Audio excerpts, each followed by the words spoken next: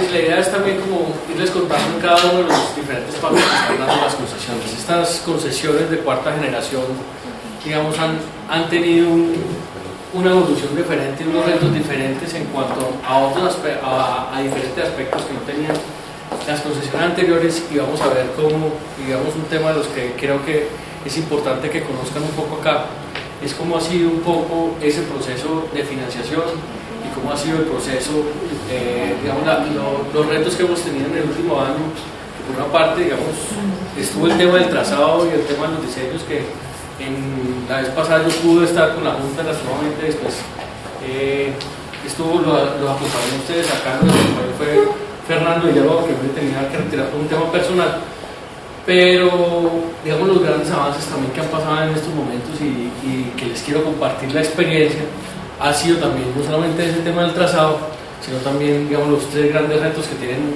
o tres retos adicionales que tienen estos proyectos y que de ellos depende una gran parte de su éxito.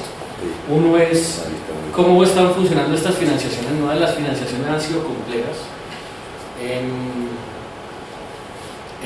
Pacífico 1 ha sido el tercero en que pudo efectivamente hacer un cierre completo de la totalidad de la financiación. Les voy a explicar un poco más adelante en la conferencia qué es eso, cómo se están dando esos cierres y cuál ha sido la complejidad, porque han entrado prácticas ya diferentes a las que estaban acostumbrados con los financiadores anteriores. El segundo tema, con estas concesiones 4G, no solamente están estrenando unos contratos nuevos de la ANI, sino que han estado estrenando múltiples leyes y múltiples reglamentaciones que trató de hacer el gobierno y que seguramente, no sé, me imagino que de pronto aquí tuvieron alguna discusión, que fue todo el tema de la ley de infraestructura, que tenía tres grandes énfasis: uno en relación con el tema de redes, dos en relación con el tema predial y tres en relación con digamos, a diferentes aspectos en relación con el licenciamiento ambiental, y ha sido un tema que ha evolucionado y que hoy nos tiene a puertas, efectivamente, que ha ido evolucionando favorablemente al interior de la concesionaria y que hoy nos tiene a puertas a que efectivamente en muy poco tiempo debemos estar empezando ya la ejecución de las obras en campo como tal. En primer lugar, si me permiten, digamos, para los que no conocen tanto el proyecto, vamos a presentar un pequeño video que ya tenemos en relación con el proyecto, donde se pueden ver unas imágenes y después vamos un poco sobre los temas que les mencioné.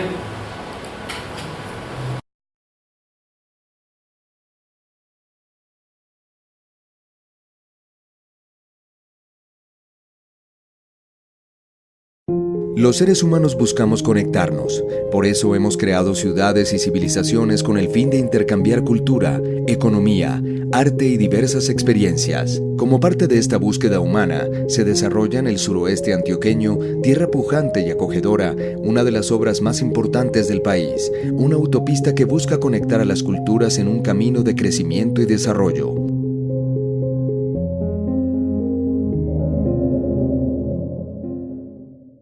La autopista Conexión Pacífico 1 conectará junto a las autopistas Pacífico 2 y 3 a Antioquia con el occidente antioqueño, el Valle del Cauca, el eje cafetero y Chocó. A través de una doble calzada de ida y regreso que los usuarios podrán recorrer con velocidades máximas hasta de 80 km por hora, Antioquia se abrirá paso por Ancón Sur, Amagá y Bolombolo, uniéndose con las obras que actualmente están en funcionamiento y que desarrolla el Invías.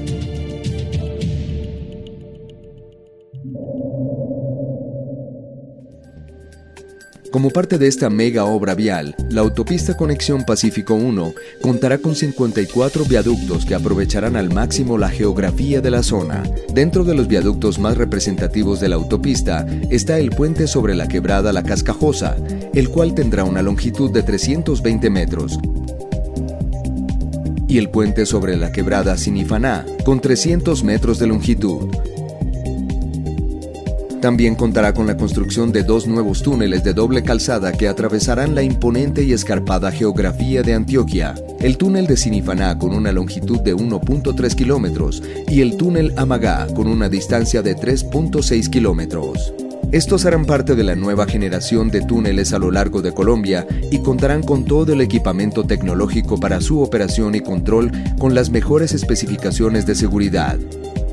Para ello contarán con edificios de control para cada túnel, sistema de ventilación, de iluminación, de comunicaciones, de señalización variables y sistema contra incendios, entre otros.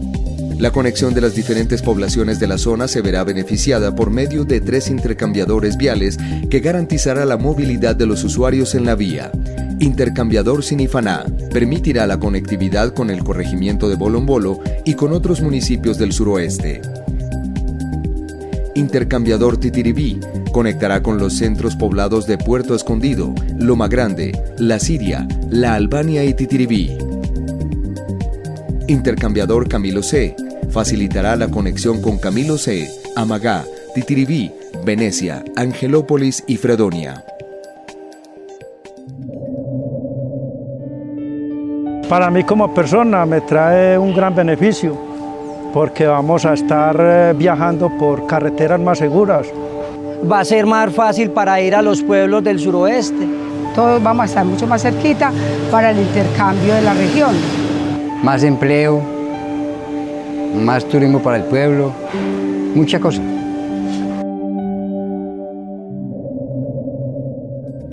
Para asegurar el correcto funcionamiento en la vía, la autopista Conexión Pacífico 1 cuenta con un centro de operaciones, un espacio desde el cual se monitorea las 24 horas y se entrega información en tiempo real a los usuarios acerca del estado del corredor vial.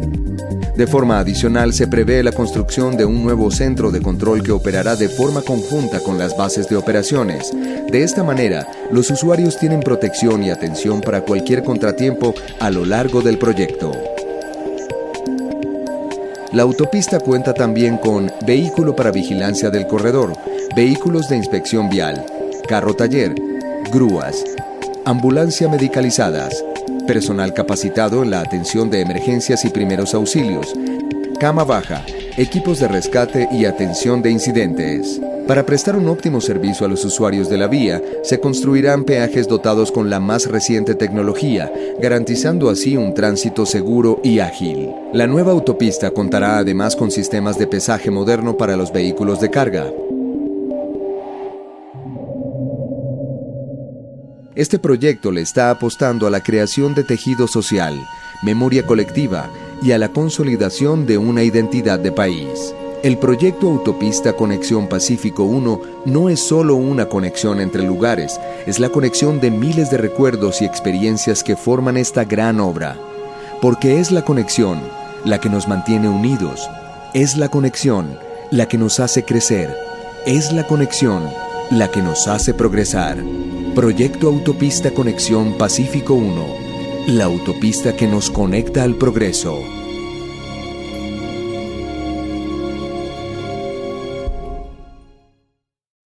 Un poco, y como para ir entrando en los temas gruesos que hoy me quiero de pronto referir, que son los que les mencioné, que esas grandes condiciones para poder iniciar bien. Vamos a ver un poco y como para que conozcan un poco quién es la concesionaria Vial del Pacífico. La concesionaria Vial del Pacífico es una sociedad de objeto único que solamente tiene como único fin construir, operar, financiar este proyecto. O sea, eso se crea y se crea de esa forma con un objetivo. Y es que el objetivo es que el proyecto sea financiable por sí mismo. Y en ese sentido, digamos desde la misma ANI, cuando consiguió que estos proyectos pudieran ser financiables, se generaron las condiciones. Entonces, hoy en día, ¿quiénes son los socios de la concesionaria? La concesionaria tiene 3 socios. Un primer socio es la sociedad Iridium de España, es una filial de ACS.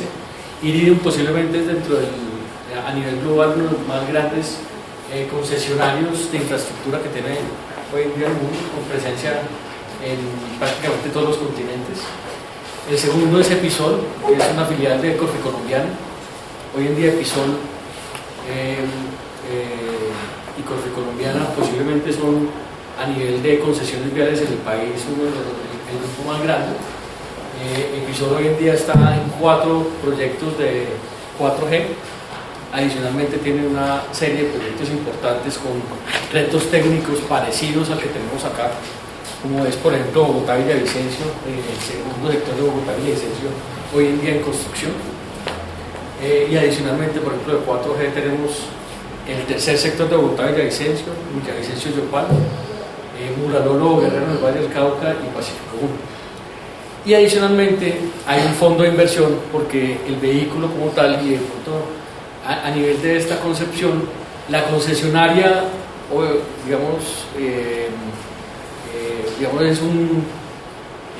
requiere un importante aporte de capital adicionalmente a su financiación. Entonces el tercer socio es un fondo de inversión que básicamente es un inversionista pasivo que coloca recursos y que es el fondo CFC-SK, que es del grupo SK de Corea. Entonces hoy en día esta concesión ha logrado la vinculación de capital colombiano, de capital asiático y de capital europeo en este caso.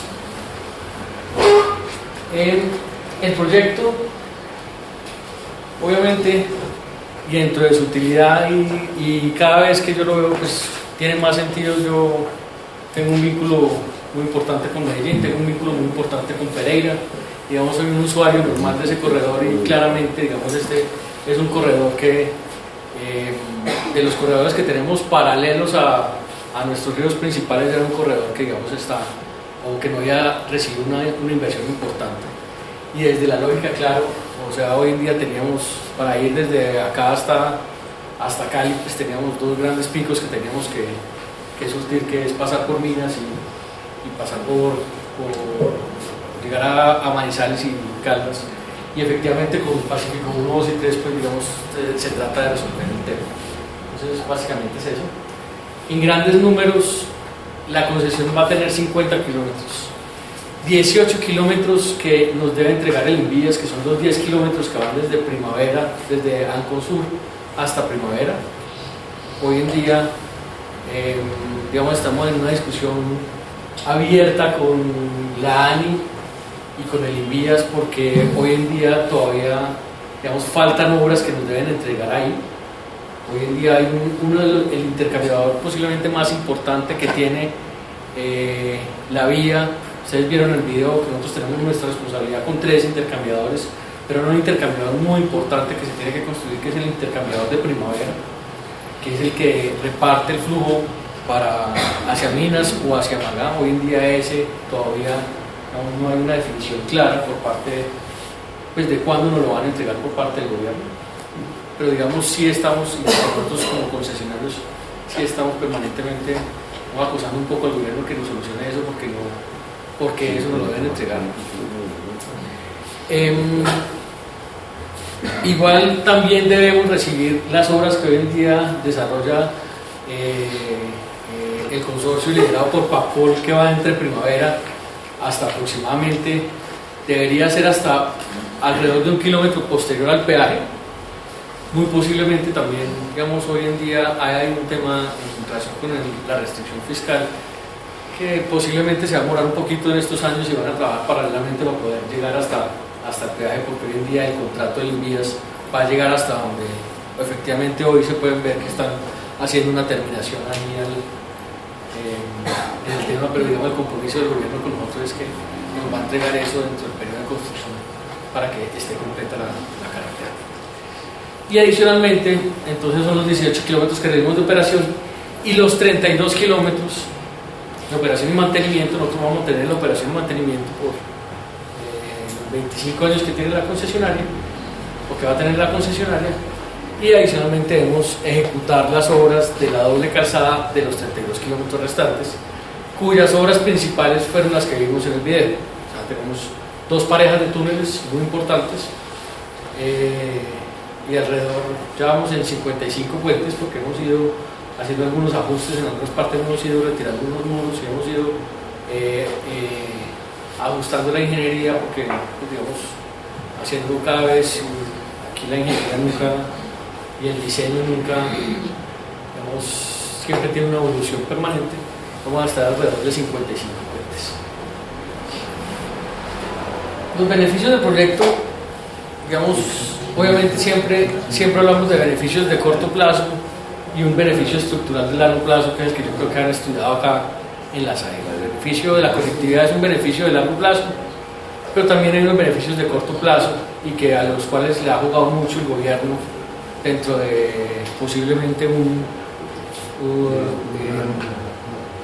momento anticíclico que vamos a tener económicamente, en que posiblemente va a haber un juego importante por parte de estas concesionarias y sobre los cuales hemos estado siendo acompañados por el gobierno y acompañamos al gobierno con la idea de efectivamente poder hacer esa generación de empleo y poder dar también ese apoyo durante estos años de construcción.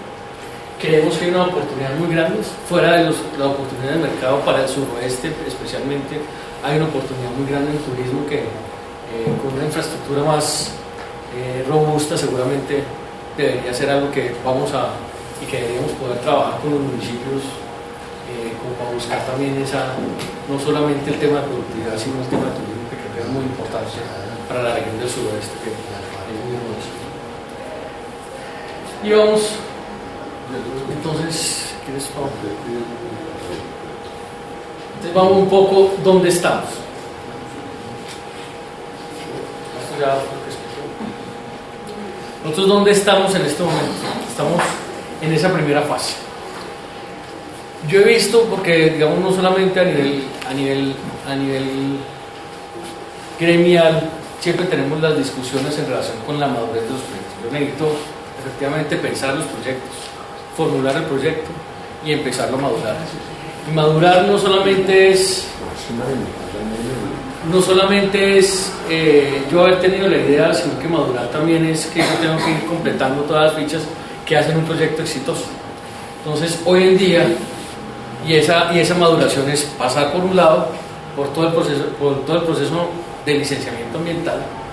Vamos a ver más adelante, este proyecto en particular tuvo un reto ambiental, yo digo que hay dos problemas. Hay unos problemas ambientales por sí, que es cuando yo tengo y paso por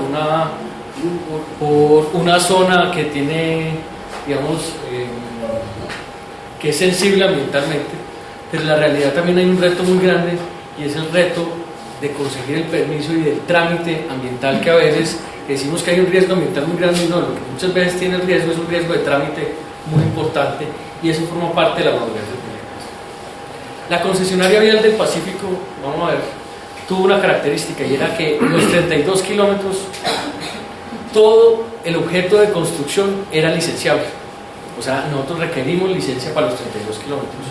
Yo no sé si ha pasado por acá ya, por ejemplo, cualquiera de las otras concesiones de las de Antioquia, que Pacífico 2, Pacífico 3 o cualquiera, tiene una característica, y es que la mitad de la obra, o digamos unas unidades funcionales, eran licenciables, y otras unidades funcionales, digamos los permisos ambientales, porque eran de rehabilitación y mejoramiento, estaban sujetos a permisos locales con las diferentes corporaciones, o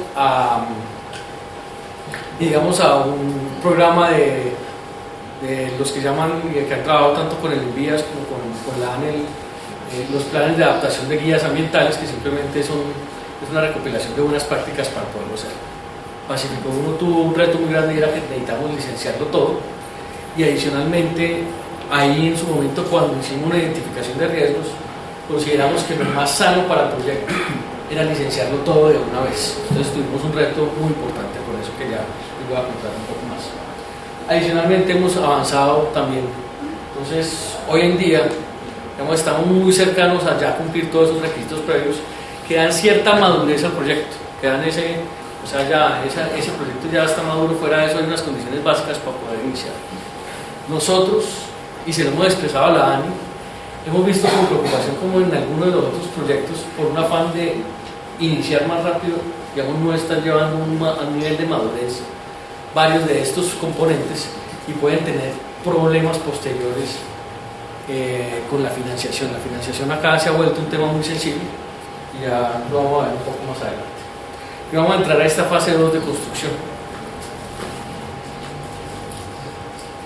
Entonces, un poco en qué vamos, y un poco les quiero contar un poco cómo ese fue el proceso de licenciamiento ambiental. Hoy en día el licenciamiento ambiental, como les mencioné, se hizo una licencia única para los 32 kilómetros. Pero adicionalmente la licencia ambiental nosotros tuvimos una serie de retos particulares. Uno fue que a lo largo del Cauca y desde una disposición por parte de Corantioquia desde 1900, creo que alrededor de 95, por el Consejo Directivo de Corantioquia se estableció una reserva ambiental del río Cauca que contempla es 1 kilómetro al lado y lado de cada uno a lo largo del río. Y la realidad, a pesar de que se han ido haciendo proyectos, no se habían hecho las sustracciones correspondientes de los diferentes proyectos que se han ejecutado al lado del Cauca. Como resultado de este y digamos del trabajo que se hizo por parte de la concesionaria, entonces pudimos proceder a hacer esta sustracción de la reserva, que fue, digamos, ha sido un procedimiento muy particular porque es una reserva establecida por consejo directivo y pues era el mismo consejo directivo de Corantioquia en este caso quien debía otorgar la sustracción de la reserva. Este tema se logró, se presentó un plan de compensaciones para compensar efectivamente esa área que vamos a sustraer y digamos fue aprobada recientemente. En el caso de nosotros, a nosotros nos afectaba alrededor de los primeros 5 kilómetros de la concesión. Hay otros casos en que también, digamos, después de nosotros fuimos los primeros en que logramos esa sustracción. Posterior a nosotros ha entrado o han tenido éxito también Pacífico 2, que en Pacífico 2 el tema era mucho más crítico porque todo Pacífico 2, si ustedes se acuerdan, desde Boromoro hasta La Pintada va paralelo al río Cauca. Entonces ellos tenían que sustraer la totalidad prácticamente de su proyecto, tenían que hacer una sustracción. Entonces se tuvieron ese trámite. Adicionalmente, pues Antioquia o Corantioquia cuenta con unas vedas locales bastante importantes, pues de varias especies, y a nivel nacional pues se logró el levantamiento de vedas en su totalidad, de las vedas de epífitas, que básicamente es una veda nacional que existe también desde hace muchísimo tiempo, y eso ya se logró y hoy en día ya contamos con todos esos trámites particulares. La licencia ambiental del proyecto, digamos, el pasado mes de mayo salió la resolución mediante la cual se otorga la licencia ambiental. Dentro del proyecto, la concesionaria ha sido muy respetuosa de los terceros intervinientes y se han llevado los diferentes espacios. Varias de las personas que han estado acá han estado participando en los diferentes espacios que se dieron y que solicitó la comunidad, y efectivamente, digamos, hay terceros intervinientes. Todos, una vez sale la resolución, todos aquellos terceros intervinientes que volvieron parte, pues tienen el derecho a opinar en relación con la licencia ambiental, y efectivamente, digamos, y nosotros también como poseedores de la licencia podemos hacer observaciones. Nosotros presentamos una serie de observaciones y dos grupos de terceros intervinientes también presentaron observaciones, y hoy en día la ANLA está resolviendo tanto las observaciones de nosotros dentro del recurso, que era simplemente, las observaciones de nosotros se concentraban básicamente en unos temas de forma, en unos temas de coordenadas y un par de temas, digamos, de fondo en relación con algunos de los permisos que se otorgan, acuérdense, que otorgan al interior de la licencia, y digamos, y los terceros intervinientes también opinan. Entonces, hoy en día estamos en ese recurso. La expectativa que tenemos es que durante el mes de julio y máximo a principios de agosto, ya la licencia, pues a los terceros que hicieron las observaciones y a nosotros, nos resuelvan diciéndonos sí o no, y a finales de julio o a principios de agosto ya tengamos la licencia, y con eso sería, digamos, el elemento básico que podríamos pasar ya a construcción. No, antes de eso no podemos hacer nada, ni campamentos podemos hacer en el caso de nosotros, porque los campamentos son o forman parte o están sujetos a la licencia. En este tema, digamos, creemos que hemos sido, digamos, bastante rigurosos, y finalmente creemos, pues, digamos, que como tal la resolución está. ¿Qué hemos visto? Y yo no sé si aquí la SAI de pronto tiene algún, en el tema ambiental, ha habido también una posición diferente por parte de la ANLA en relación con el proyecto. con los proyectos carreteros, o sea, ha habido cierta evolución. Se ha empoderado más un poco, porque antes había, dentro de las licencias ambientales, había un poco más de lineamiento en relación con el tema de arqueología. Hoy en día el ICANN ha tenido, digamos, se ha robustecido un poco el ICANN y ha empoderado un poco más a los arqueólogos, y lo que ha hecho entonces en ese sentido la autoridad ambiental es, pues, un poco regular menos al interior de la licencia ambiental el tema de arqueología, y está quedando mucho más fuerte es en los permisos de arqueología. Arqueología hoy en día es un reto no solamente para nosotros, sino para todos. Los de 4G ha habido varios problemas en relación con el tema. El empoderamiento del ICANN, cuando pasan una serie de normas, pues digamos, a veces la adaptación, todas las personas no dimensionan todos los nuevos recursos que hay que utilizar para adaptarse a una nueva norma. Hoy en día nosotros, con base en la prospección, identificamos alrededor de 20 hallazgos arqueológicos, o sea, sobre todo ya en la parte de abajo hacia el río Cauca, donde era más, digamos, donde era mayor potencialidad, y hoy en día ya estamos haciendo alrededor de 6 rescates. No es una gran cultura, pero sí es digamos, sí ha habido, digamos, hay vestigios, y estamos procediendo mientras sucede esto de la licencia. Hemos ido avanzando bastante y se han encontrado temas interesantes. En los otros proyectos también, desde el 2013 el ICANN digamos, un ajuste un poco en relación con las normas del ICANN, en relación con las licencias arqueológicas, digamos, hoy en día, digamos, más de un empoderamiento.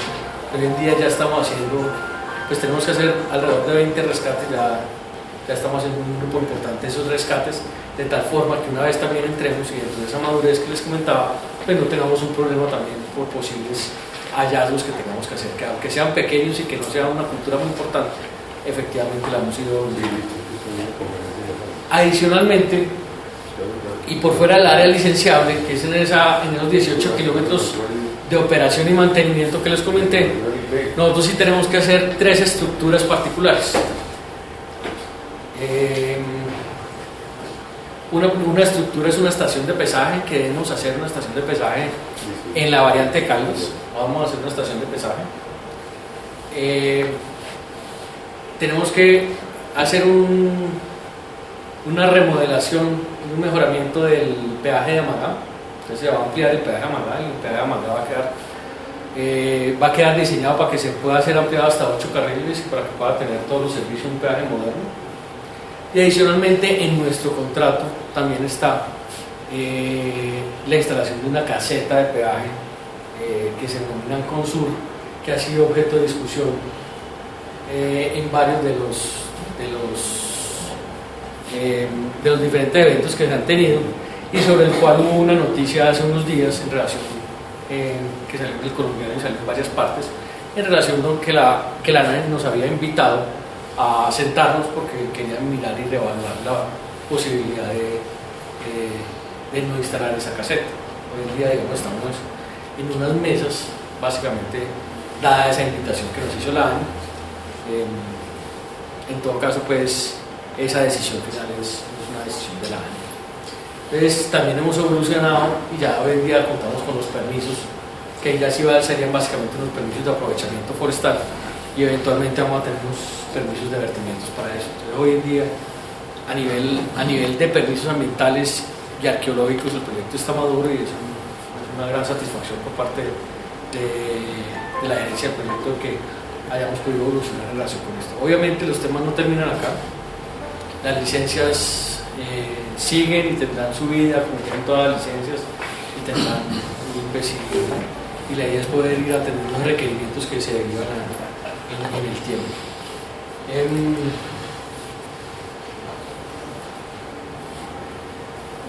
A nivel de gestión predial se ha identificado, digamos, una gran parte de se ha hecho una identificación catastral y digamos hay una evolución importante en relación con la gestión predial. ¿Qué dificultad hemos tenido? Y yo no sé, un poco ustedes me dirán acá en Antioquia, la realidad, a mí me ha tocado proyectos donde la información catastral desde el IGAC y en este caso en particular, me ha llamado la atención porque creo que hay dificultades importantes en el catastro antioqueño. O sea, en comparación con la calidad de la información catastral que hemos encontrado o que yo he encontrado contra proyectos en otras regiones del país donde ha sido el IGAC, hay dificultades en el catastro de Antioquia.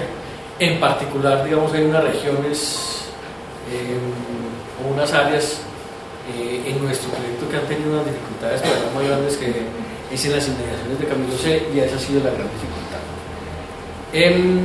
Se ha hecho un trabajo bastante importante con los propietarios hoy en día, y dependiendo de cómo pueden evolucionar esos estudios de títulos y esos levantamientos y el tema de los avalúos, que fuera hemos tenido una discusión importante en relación con la aplicación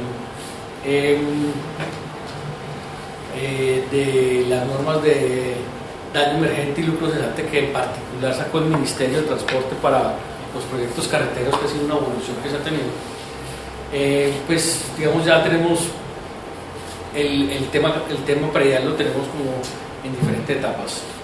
Unos pocos predios que todavía tenemos estas dificultades catastrales, es alrededor del 15% de los predios, y los otros predios, digamos, ya están en diferentes momentos. Hemos tenido una colaboración importante con muchos propietarios, en el sentido en que hay muchos propietarios que que saben que ellos tienen sus derechos, pero que también les interesa que se haga el proyecto, y ya nos han liberado y nos han entregado voluntariamente los predios sin perjuicio que eso posteriormente, en todo caso, pues se tiene que hacer la adquisición y tiene que ser a precios de mercado, de acuerdo con los avalúos que haga la lonja.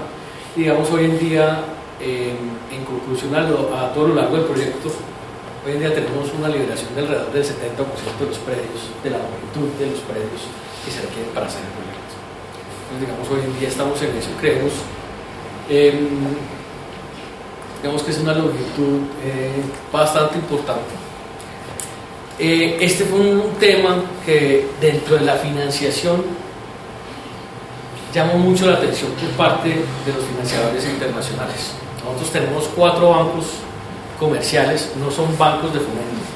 O sea, nosotros tenemos 4 bancos que normalmente han trabajado lo que conoce como Project Finance, financiación de proyectos, que es efectivamente que el proyecto como tal, pues, se hace la mitigación de riesgos, y les llamó mucho el tema, la atención predial, porque la práctica mundial es comenzar los proyectos con el 100% de los predios. Esa es la práctica, la buena práctica mundial, la buena práctica en Estados Unidos, la buena práctica en Japón y la buena práctica en Europa. Y entonces les llamó mucho la atención de que nosotros tratáramos de negociarles empezar con un menor valor, porque ellos consideran que hay un riesgo importante ahí, y que puede efectivamente, y con la forma como están estos contratos, que si ustedes se acuerdan, la concesionaria no recibe un peso hasta que no termine tramos completos de vías. Entonces les llamó bastante la atención. Los contratos de concesión de 4G establecían como límite básico 40%, decían, oiga, usted está maduro y usted puede comenzar a construir una vez usted tenga el 40%, y los bancos, el requerimiento de los bancos fue finalmente, después de una negociación bastante larga, fue el 65% de la longitud. Deberíamos tener como mínimo el 65% de la longitud para poder iniciar, más que para poder iniciar, para que le puedan entregar recursos, o para que le puedan entregar recursos al proyecto. Y adicionalmente hubo una discusión muy grande, que no debían ser solamente 65% de cualquiera de los predios, sino que había una importancia muy importante en este proyecto, que eran los portales de los túneles. O sea, los portales de los túneles, la ruta crítica de este proyecto es el túnel de Amagá, la ruta crítica de este proyecto es el túnel de Sinipaná, y en ese sentido hubo una gran discusión en relación con eso. Entonces hemos ido evolucionando en relación con el tema. Nos tocó probar, ni siquiera en predios, todavía abajo, en predios nos tocó probar la nueva ley de infraestructura. Hay temas, así como saben, también hubo temas, este tema de daño emergente y lucro cesante, digamos, fue un tema que generó cierto traumatismo, porque en el mes de septiembre del año pasado, cuando ya íbamos avanzando en el levantamiento de fichas, salió todo un nuevo procedimiento y ya la práctica usual que había tenido el Ministerio de Transporte, tanto por el INVIAS como por la ANI, era usted solamente remunerar el daño emergente que era constituido por el espacio del área, el área donde usted estaba, y un valor, por decir algo, de reposición de los bienes que habían al interior de esa propiedad. En septiembre, o sea, casi 9 meses después de que nosotros habíamos firmado el contrato, salió una nueva norma que dice, oiga, no, o sea, no miren, una nueva norma que reglamentara la ley de infraestructura que no había sido reglamentada y que la posición de la ANI siempre había sido no se remunere nada más, diciendo, oiga, no, usted también puede y debe remunerar algo bajo una metodología de los lucros cesantes que hay para los diferentes, cuando hay lucros cesantes y cuando hay ciertos tipos de lucros cesantes, ustedes los deben remunerar también. Entonces eso nos generó un cierto trauma que digamos hoy creemos que está bastante superado, bastante avanzado. Algunas propiedades todavía seguimos ahí. Todavía está en este proyecto, porque hay un tema que es muy de los jueces, es mirar cómo va a funcionar el tema de la expropiación. Yo le he dicho, y cuando yo tengo la oportunidad de hablar con un propietario, pues el tema de la expropiación finalmente es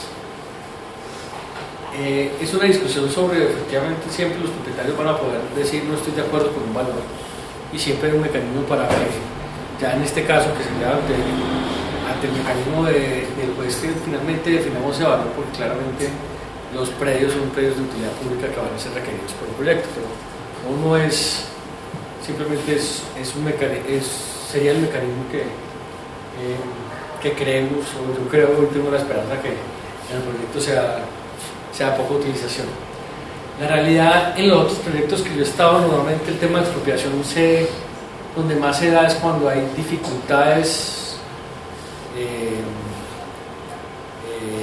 en conseguir los propietarios. Muchas veces sucede, son predios abandonados, cuando hay temas de sucesiones complejas,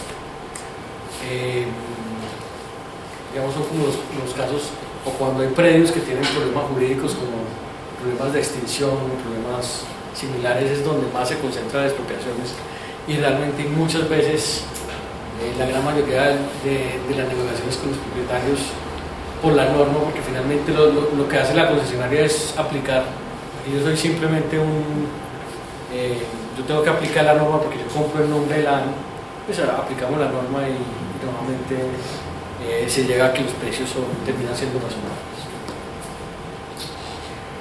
Y hay un tema que fue muy importante, que se publicó también hace pocas semanas, ahora sí, Pablo, que sí, es el tema del cierre financiero. En Colombia,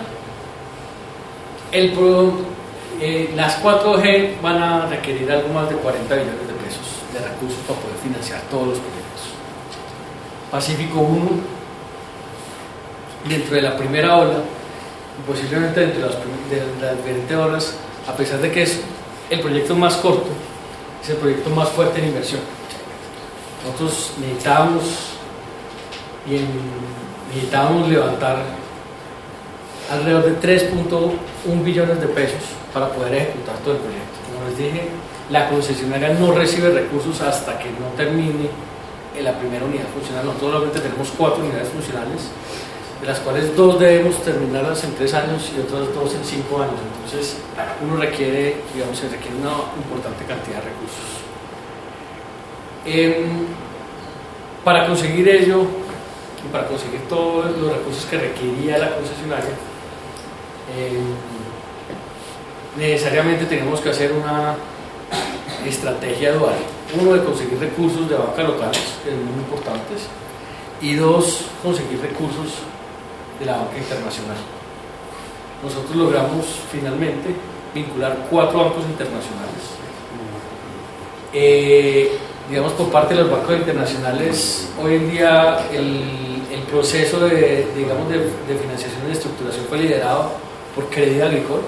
Entonces, Crédit Agricole, a pesar de que los montos son similares, digamos, Crédit Agricole sí logramos financiar, y era la primera operación de Crédit Agricole en infraestructura en Colombia. Entonces hoy en día tenemos un banco francés. Adicionalmente, con Crédit Agricole se vinculó Mizuho, que es un banco japonés. Se vinculó Sumitomo, que es otro banco japonés, y la Caixa de España. Entonces son 4 bancos comerciales que financian la infraestructura del mundo, pero no son bancos de fomento, que era la costumbre de lo que hemos trabajado en infraestructura en muchas partes o en muchos de los proyectos en que hemos estado vinculados históricamente. Esta es la primera vez que de esos 4 bancos, 3 financiaban infraestructura en Colombia, que es Mizuho, la Caixa y Crédit Agricole. Digamos, y quedaron bastante optimistas en relación con cuáles son las condiciones, pero también nos subieron el estándar en relación de cómo se hacían estas financiaciones. El proceso de debida diligencia al cual nos fuimos sometidos nunca nos había tocado, digamos, dentro de las concesiones que se ha trabajado desde Colombia, nunca nos había tocado un proceso de debida diligencia y un proceso tan activo por parte de los bancos. Los bancos normalmente en Colombia, y las financiaciones de las concesiones anteriores siempre han sido, en su gran mayoría, por lo menos desde el 2000 para acá, se habían hecho todas con bancos locales, y entonces prácticas internacionales de cómo se hacían estas debidas diligencias habían quedado por fuera, y hicimos una debida diligencia. La debida diligencia nos hicieron una debida diligencia técnica, en que los bancos escogen cuál es su asesor, y hubo un asesor técnico por parte de ellos, que es la firma inglesa Arup. Ellos,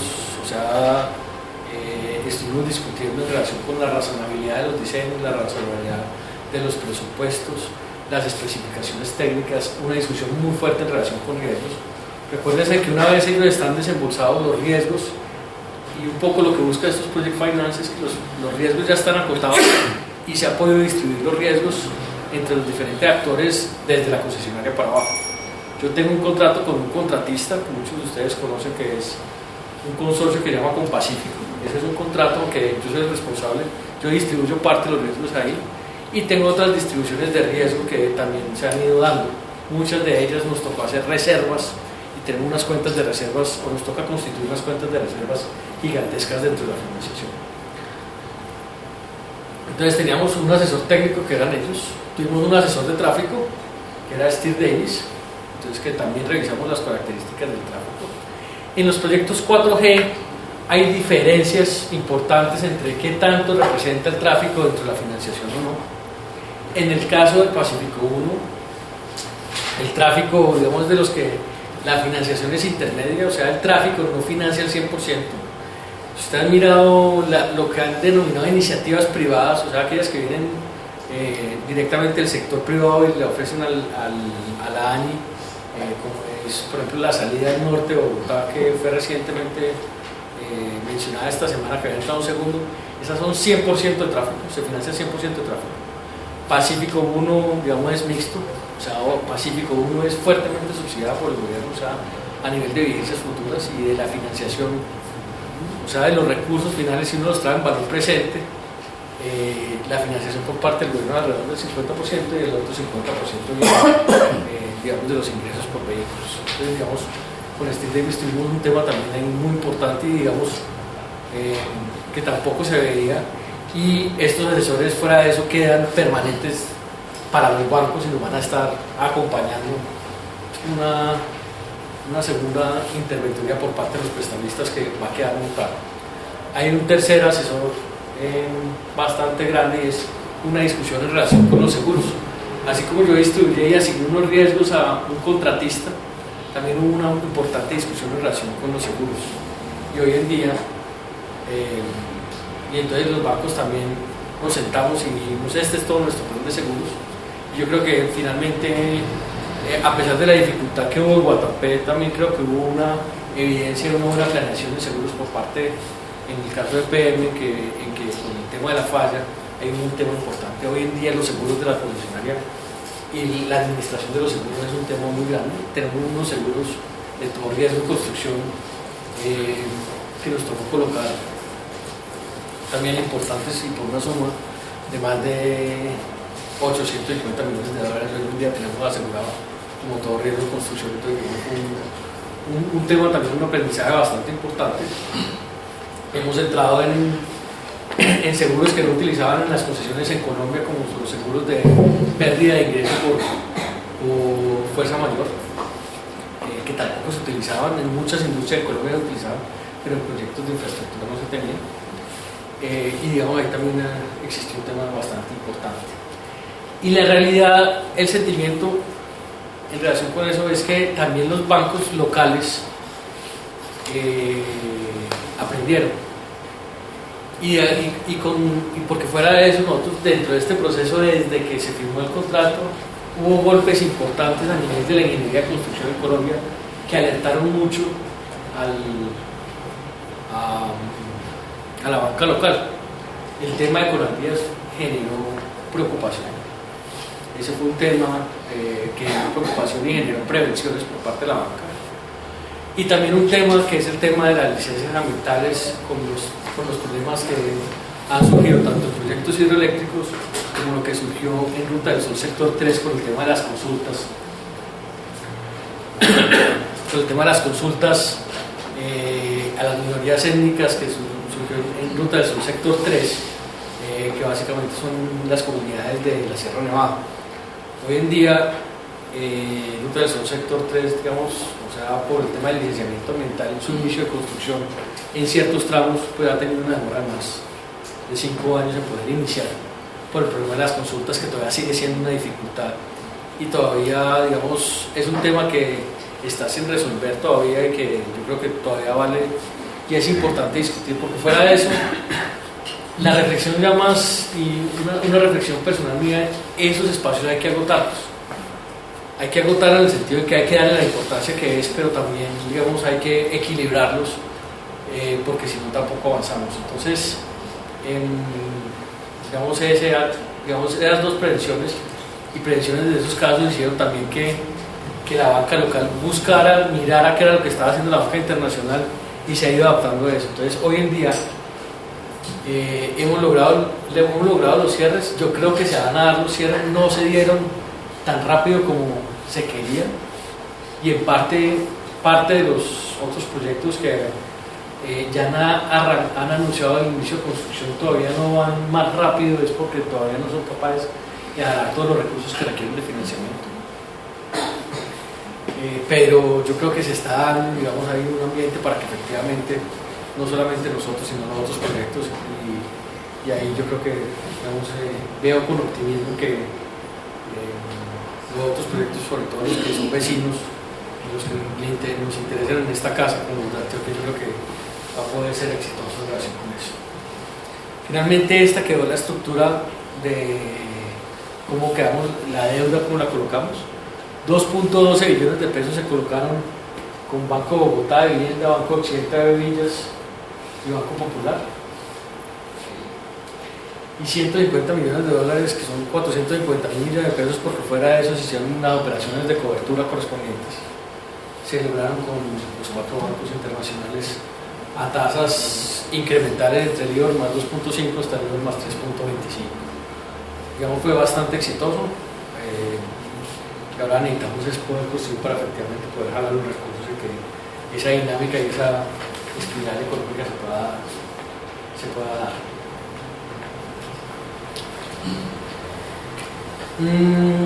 Uno de los puntos, y yo creo que también fue un tema de aprendizaje bastante importante, con los bancos también adicional a esa debida diligencia, tuvimos una revisión pormenorizada de cómo era el contrato PC. El contrato PC, porque esa es una de las grandes transferencias de riesgo que se da al interior de la concesionaria. Lo que se busca en estas financiaciones es que en cierta forma la concesionaria haya estudiado todos los riesgos, haya podido adjudicar los riesgos y asignar los riesgos efectivamente, lo que es de los seguros, lo que es de riesgo de construcción al riesgo de construcción, lo que es de riesgo de tasa de cambio, de tasas de interés, se busquen los derivados correspondientes. Y uno de los temas grandes es cómo están evolucionando, y que yo creo que es bueno, cómo deben evolucionar y cómo deben ¿cuál es la responsabilidad que le queda al constructor? Porque una gran parte de los riesgos se traslada allí. Y yo creo que, digamos, seguramente si en Medellín tenemos esas discusiones en relación con participación privada en infraestructura, esto es algo que van a empezar los bancos y yo creo que es importante de pronto a nivel, en algún momento se pueda profundizar un poco más. Oye, ¿cuál es la responsabilidad?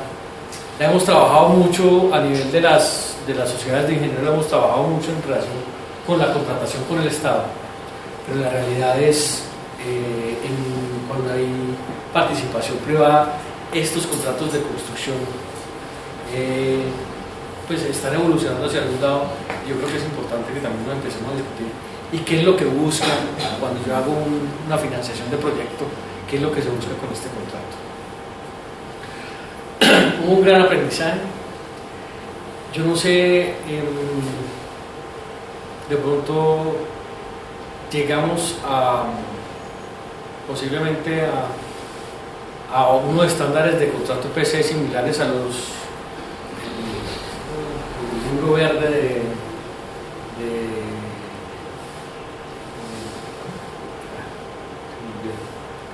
la sociedad suiza esta que saca contratos y que tiene contratos, pero también hay un tema de riesgo muy importante ahí.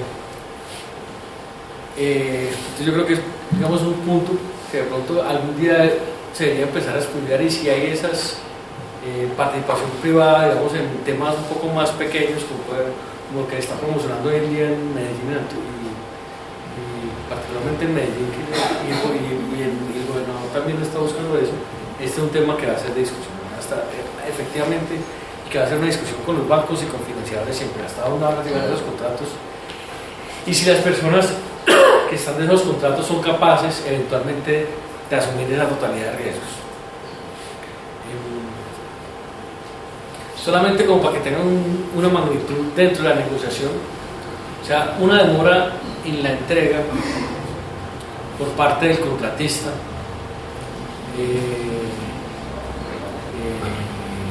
porque se me demora, porque no me paga sino hasta que se entregue. Una demora del contratista, un incumplimiento del contratista, en este caso, por ejemplo, en el caso mío, genera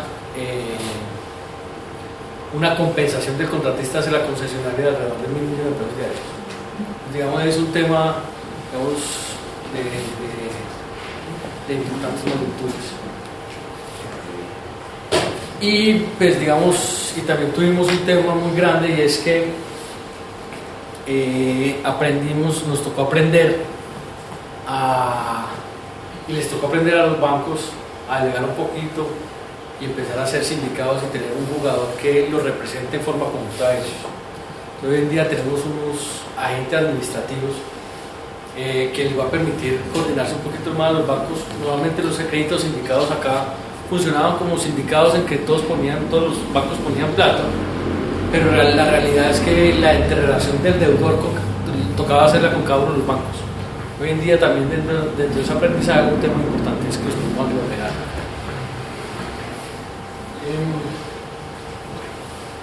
Creo que es eso. Finalmente, digamos, ya con esto, hoy en día estamos en un proceso de ajuste, y es poder llegar a cumplir unas condiciones básicas para poder tener los desembolsos. Las condiciones en gran parte son las mismas condiciones de poder iniciar, tener la licencia, tener estos predios que les mencioné, digamos, el inicio va bastante bien. Básicamente, vamos como los puntos importantes. La perspectiva, como les digo, es que en agosto debamos tener solventado el tema de la reposición de la licencia ambiental, y deberíamos poder iniciar alrededor de ese mes. No sé, preguntas. Como la vez pasada se había traído un poco más el tema técnico, yo creo importante como contarles un poco de estos otros avances, y espero que en la próxima vez ya lo que tengamos aquí sean muchas fotos de cómo estamos construyendo el proyecto, las dificultades que tenemos.